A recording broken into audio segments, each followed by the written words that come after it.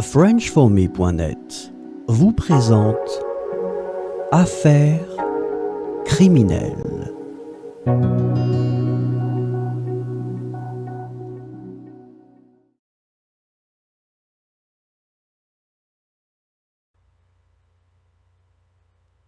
En 1989, l'affaire Henri Pacchioni défraye la chronique avec un crime passionnel tragique, impliquant un homme désespérément amoureux, et sa victime, Émilie.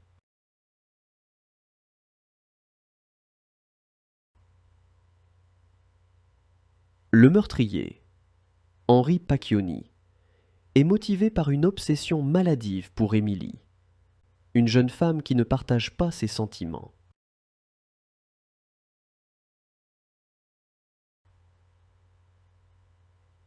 Le crime, un meurtre brutal perpétré par strangulation, est commis dans un accès de rage, lorsque Pacchioni réalise qu'Émilie ne lui sera jamais acquise.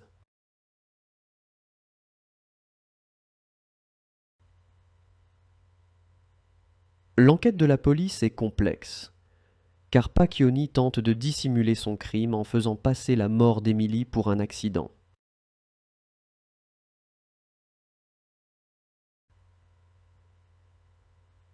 Des indices cruciaux, tels que des traces d'ADN sur les lieux du crime et des témoignages de voisins inquiets, émergent progressivement, pointant vers la culpabilité de Pacchioni.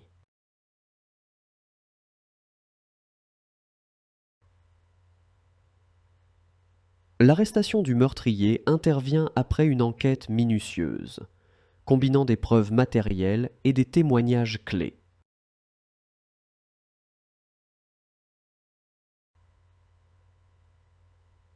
Lors du procès émouvant, la défense tente de minimiser la culpabilité de Pacchioni en invoquant des circonstances atténuantes, mais la nature violente du crime est accablante.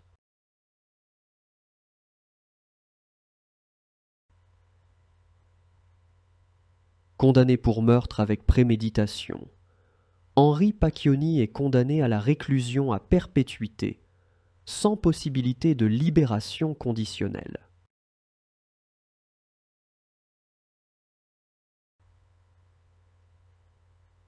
La sentence apporte un semblant de justice pour la famille d'Émilie, mais la douleur de la perte tragique de leurs proches reste vive.